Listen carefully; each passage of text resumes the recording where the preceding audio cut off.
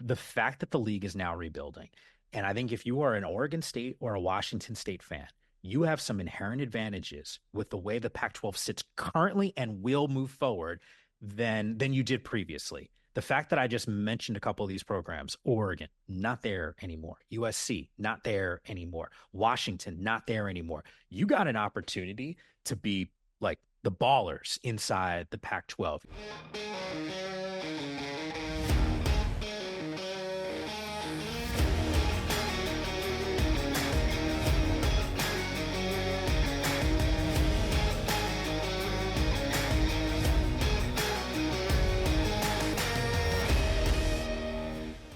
Welcome back to the Nick and Nigel Show, brought to you again by our friends always at Clodfelter's Pub at 1501 Northwest Monroe Avenue in Corvallis, the place before, during, and after the game, and our friends at MBI Management for exceptional luxury living in the Mid-Willamette Valley. Make sure you catch Nick and Nigel on Pac-12 Insider. It's available on Samsung TV Plus, channel 2392. As well as Amazon platforms, including the Amazon Prime Video app and Freevee on smart TVs and streaming devices. You can also watch Nick and Nigel on Pac-12's YouTube page. Coach, I know you always catching Nick and Nigel because you got to see yourself on the tube. What's happening, man? Good afternoon, good evening, Nigel. It's good to be here. The college football playoffs, we just watched that on TV, and here we are. It's always interesting to me because I really don't give a rip. Exciting for everybody, but I really don't give a rip. I'm dead serious. We all talk about it, but I don't care about the early rankings. All that matters is when it's all said and done, and then it works itself out for who has the buys and who's going to be ranked where. Well, Coach Aliotti with the great sell on why you should watch today's episode, but I will respectfully disagree. I think if there's any time that this is going to be the most interesting, what's funny to me, Coach, is people always say they hate preseason rankings and that they shouldn't matter or they don't matter and it's irrelevant. And then you look at the actual facts that for the most part, if you were not in the top 10 to begin the season, you have no chance of ending in the top 10, really, regardless of how your season ends up. There are anomalies, but it's pretty rare.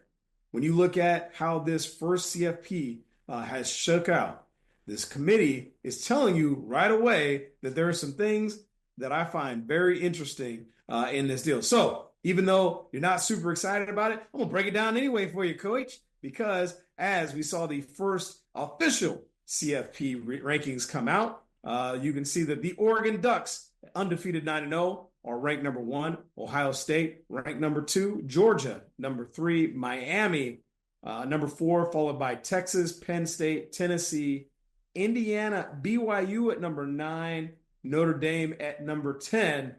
As you continue to kind of roll on, obviously with all the people that normally watch us, the Washington State Cougars come in at number 21 at 7-1.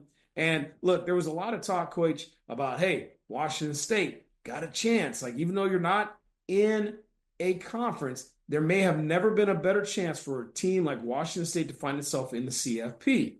Well, Coach, as I looked at this first ranking, something was really, really stood out to me.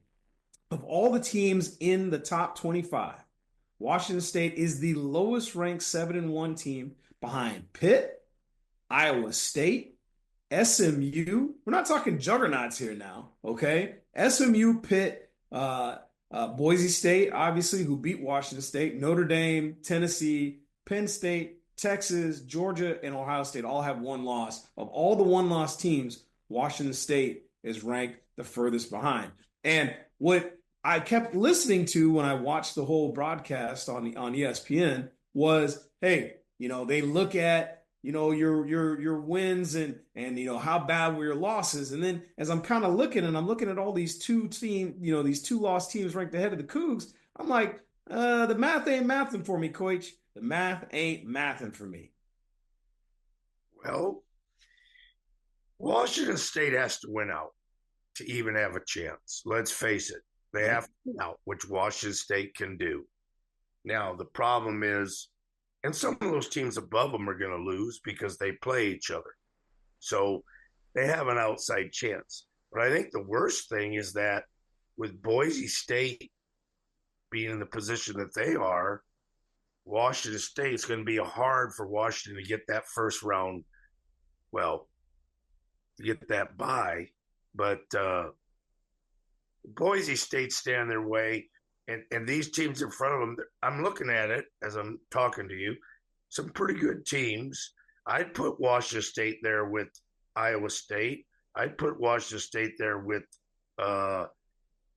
SMU. I'd put Washington State up there with Pitt.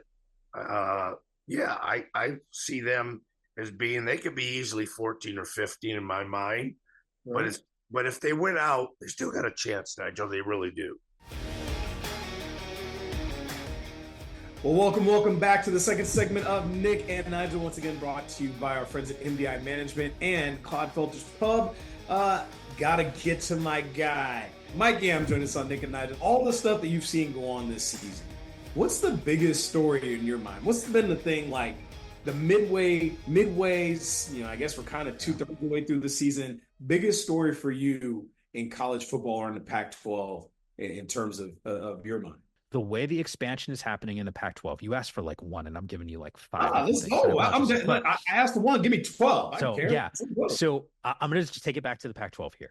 The fact that the league is now rebuilding, and I think if you are an Oregon State or a Washington State fan, you have some inherent advantages with the way the Pac-12 sits currently and will move forward than you did previously. The fact that I just mentioned a couple of these programs, Oregon, not there anymore. USC, not there anymore. Washington, not there anymore. You got an opportunity to be like the ballers inside the Pac-12. You don't have to worry about being like little brother anymore. You can run stuff, the other S word. You can run stuff in this league. And Nige, you know this, man. When you're a conference and you're a team that's now leveling up, Oregon State and Washington State, they know what it's like to have rosters in every single Saturday that's got to compete at a higher level. I think there's going to be a little bit of a ramp up for some of these teams. And look, you can make an argument Mountain West has had success against Pac-12 programs. I get that over the years. My point is, and Nige, you know this, you've been on the sidelines and you've been on the field. When you got to do it every single week, it is different as opposed to like, hey, this is the week that we got these dudes. We're going to level up. And the consistency at which Oregon State and Washington State have had to do it for a few years should leave the fan bases of those two universities cautiously optimistic that you got an opportunity to really compete at a high level. And the fact that the Cougs are in the top 25 right now, I think speaks volumes to that. Yeah, no question. And I think, it is interesting because look, when I was coaching in Nevada, it was us and Boise State and we got caught slipping, which we did one time against New Mexico State at home. Yeah, I lost my mind so much in that game. Cap threw 2 pick sixes, all that stuff. It didn't matter to me. I literally did not go home that night. I was in the office freaking out, right? But you're right. Like it was pretty much like, hey, we got to get up from Boise. We got to get up from Fresno. So these other teams can catch you if you're slipping. But if you just kind of show up and do your thing, that will not be the case anymore. Like Fresno, Boise, Colorado State, like those teams move up. There's no little brothers to beat up on anymore. No. It's at the jugular every single week. And so how you keep your game up, I think the part two for Oregon State and Washington State fans that they really have to enjoy is remember how the CFP is going to work now. And unless they change the rule, which who knows, the top 5 conference champions get highest ranked, And not only do you get automatics, the top 4 will then get a bye. So all you really have to do, right now, Boise is one of those teams in the Mountain West who, based on being one of the top 5 conference champion automatics and all those different things that they continue on their run, they're not only going to be in the CFP, they have a chance to get a bye, which is like mind-blowing considering the CFP has always been how rich is your blood, how blue is it, and how much money do your boosters have? That has always been what it's been about. Ask Florida State, who found themselves on the outside looking in, even as they were undefeated.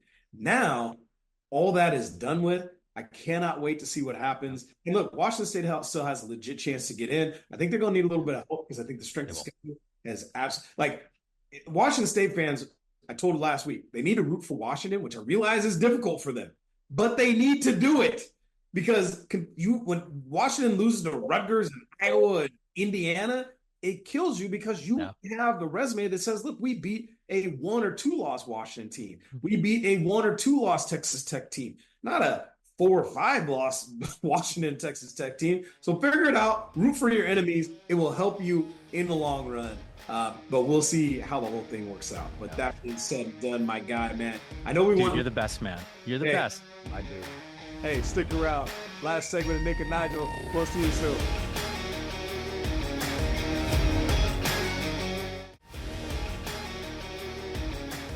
Well, hey, once again, big thanks to Mike Yam, man, for joining us. Once again, welcome back to the Nick and Nigel Show, brought to you again by our friends at Clodfelter's Pub, 1501 Northwest Monroe Avenue, and our friends at MDI Management for exceptional luxury apartment living in the Mid-Willamette Valley. And don't forget, once again, you can catch us Pac-12 Insiders available on all senses. Ooh, I can't even speak, Coach. Got me all wrapped up, man. All that reminiscing with the Yammer got me all wrapped up. But look, you can catch us on Samsung TV Plus, channel 2392, as well as Amazon platforms, including Amazon Prime Video app and Freevee on smart TVs and streaming devices. You can also watch Nick and Nigel on the Pac-12 YouTube page. So there you go. You know who else you want to watch this weekend? Got to watch the San Jose Spartans going into Corvallis to take on the Beavs. And I'll be in Pullman with one Ryan Leaf as we call for the CW. We've got Utah State at Wazoo. Coach, anything with those two games that tickle your fancy when the Spartans go to Corvallis or the Aggies head to Pullman? Well, I'm going to start off with the Spartans going to Corvallis. You know, Oregon State's had a week off. Hopefully I got some guys back, got some rest. Got some good work in to fix what they need to get fixed.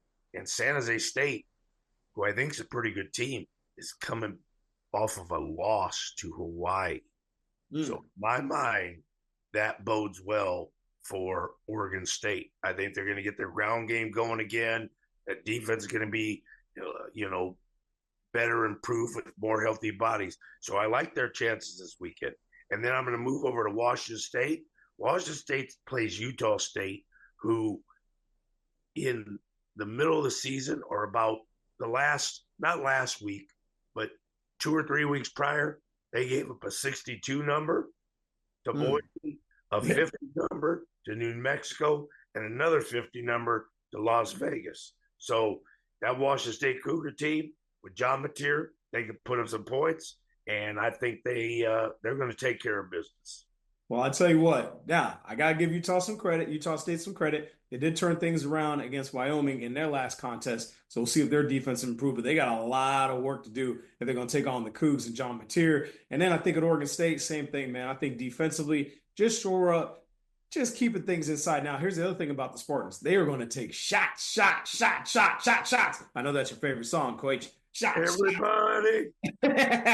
You know they're taking shots down the field, Coach, because I'm watching their game, and I mean, I'm talking 2 or 3 a quarter. They're taking bombs 40, 50 yards down the field. You don't see a whole lot of teams do that. So the Beavs have got to really be careful on not just containing the run game, because we saw what they did against Wazoo running the ball, even though that's not really their deal, but got to make sure the big plays don't hurt them. So that is the big key for me for these games coming up this weekend. Once again, hey, catch us next week, Nick and Nigel, as we break down everything that happened in those 2 games, all the wildness of the CFP and all of college football. I'm telling you, you don't want to miss it.